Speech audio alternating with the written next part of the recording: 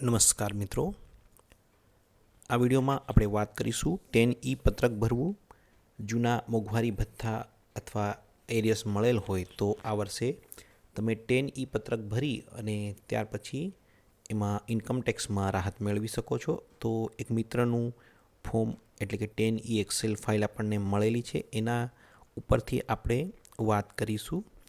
આ એક પ્રદીપભાઈ સિસોદિયા કરીને કોઈ મિત્રની વોટ્સએપમાં આવેલી એક્સેલ ફાઇલ છે, તો એના ઉપરથી આપણે 10E પત્રક કઈ રીતે ભરવું તેની વાત કરીએ.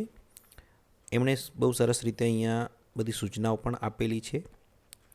સૂચનાઓ વાંચ્યા પછી કોઈ ખ્યાલ ન આવે તો જાણકાર વ્યક્તિની મદદથી ફોર્મ ભરજો. આ જે છે એની લિંક આપણે એક વિડીયોના ડિસ્ક્રિપ્શનમાં મૂકીશું, એટલે તમે એને ડાઉનલોડ પણ કરી શકશો.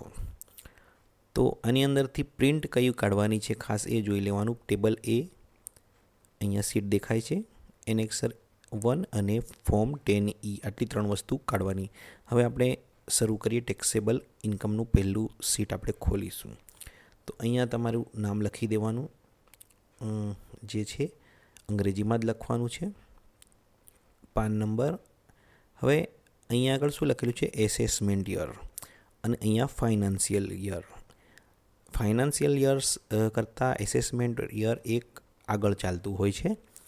તો અહીં જે આંકડો લખવાનો છે, તો જે આપણે જાત આકારણી પત્રકમાંથી જોઈને ભરી, જે આપણું એસએસ પોર્ટલ પરનું છે એસએસ વાળું, એમાંથી જોઈને ભરો તો તમારે નાણાકીય વર્ષ પ્રમાણે જોવું પડે. અને એસેસમેન્ટ યરથી ભરો તો તમારે જે ઇન્કમ ટેક્સનું રિટર્ન ભરેલું હોય એનો આંકડા અહીંયા આપણે નાખવાના. હવે દાખલા તરીકે તમને આગળના વર્ષમાં એરિયસ મળેલા છે, તો એ ફાઇનાન્શિયલ યર 22-23નું હોય તો 23-24નું તમારે એસેસમેન્ટ યરવાળું ઇન્કમ ટેક્સ રિટર્ન જોવું પડે. એટલે બેમાંથી કોઈ પણ એક વસ્તુમાંથી તમારે આ આંકડો લખવાનો છે. એસએસ પરથી જુઓ તો તમારે ગયા વર્ષે જે તમે ભર્યું હોય એની અંદર આ 6 નંબરની કોલમ છે, આવકવેરાને પાત્ર રકમ, એ આંકડો અહીંયા આપણે ભરવાનો છે. 3 વર્ષનું જેટલા વર્ષ એરિયસ મળેલા હોય એ વર્ષની એન્ટ્રી કરવાની, બાકીનું છોડી દેવાનું. તો અહીંયા તમે જોઈ શકો છો 23-24, 24-25 અને 25-26 એસેસમેન્ટ યર છે, એનું ભરેલું છે. એટલે નાણાકીય વર્ષ એટલે 24-25 સુધીનું અહીંયા લખ્યું છે. હવે ઇન્કમ ટેક્સ રિટર્ન જો તમે ભરેલા હોય તો એ આ રીતનું ઇન્કમ ટેક્સ રિટર્ન ભરેલું હોય, એમાં અહીંયા આગળ એસેસમેન્ટ યર આ લખેલું છે 23-24. આના પરથી તમે ભરો તો સીધું આ 23-24 લખેલું એમાં એ આંકડો લખી દેવાનો. તો આટલું ખ્યાલ આવી ગયો હશે. હવે આપણે આગળ વધીએ. એરિયસ કેલ્ક્યુલેટરનું જે સીટ છે એમાં હવે તમને જે એરિયસ મળેલું છે એ લઈને બેસવાનું છે. જો તમને મોંઘવારી ભથ્થું પણ મળ્યું હોય ને એરિયસ પણ મળ્યું હોય તો મોંઘવારી ભથ્થા જે છે એને પણ એક કાગળમાં લઈને સરવાળા કરી અને આ મંથમાં કેટલું મળેલું છે અને એરિયસ કેટલું, બંનેનો સરવાળો કરીને અહીંયા એન્ટ્રી કરજો, જેથી કરીને તમને સ્પષ્ટ માહિતી જવાબ આવી જાય.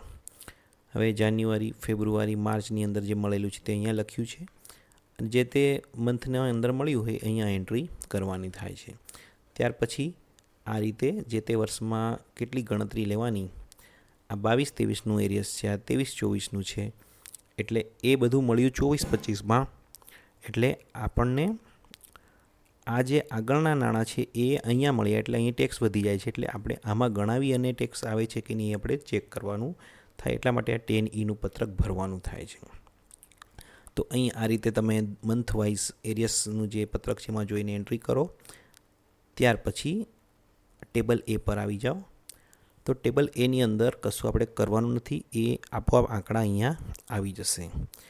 ટેક્સેબલ ઇન્કમ નાખી, ત્યાર પછી એરિયસ નાખ્યું, એટલે આ આંકડા આપોઆપ આવી જાય છે. અહીં આગળ જે પ્રશ્ન છે કે ચાલુ નાણાકીય વર્ષની અંદર નવા કર માળખામાં જો ગણતરી કરવા ઈચ્છતા હોય તો અહીંયા યસ કરવાનું છે આ ઓપ્શન દબાવીને, અને બાકી જૂનામાં હોય તો નો જ રહેવા દેવાનું છે. બંને જગ્યાએ એ જ સૂચના છે.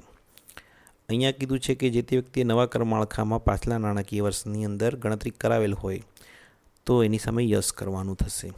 એ રીતે જો કદાચ ગયા વર્ષે એમણે નવામાં કરાવી દીધું ત્યાં યસ કરી દેવાનું થાય છે. ત્યાર પછી એનેક્સર 1ની અંદર અહીં ગણતરી થઈ અને અહીં જે આંકડો આવશે એમની રાહત છે 89(1) ની અંદર એ ઇન્કમ ટેક્સમાં એમને રાહત મળે અને આ ફોર્મ 10E એટલે આ 3 વસ્તુની પ્રિન્ટ કાઢી લેવાની થાય ને સહી કરવાની થાય છે. આ 10E, એનેક્સર 1 અને ટેબલ A એ 3ની પ્રિન્ટ કાઢી અને તમારે ફોર્મ સાથે બાંધી દેવાની થાય છે.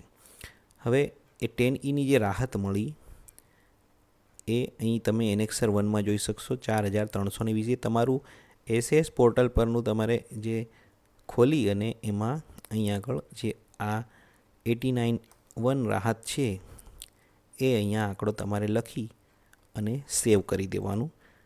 એટલે તમારું 10Eનું પત્રક ભરાય અને ત્યાર પછી એના જે કંઈ રાહત મળે એને પછી જે ટેક્સ ભરવાનો આવે અથવા તો પૂરેપૂરી રાહત મળી જાય તો એ રીતે તમારે લખી દેવાનું થાય છે. આ રીતે તમે 10Eનું પત્રક ભરી અને એ કરી શકો છો. આ તમે વિડીયોના ડિસ્ક્રિપ્શનમાંથી આ ડાઉનલોડ કરી શકશો. Thank you very much. અહીં આપણે વિડીયો પૂર્ણ કરીએ.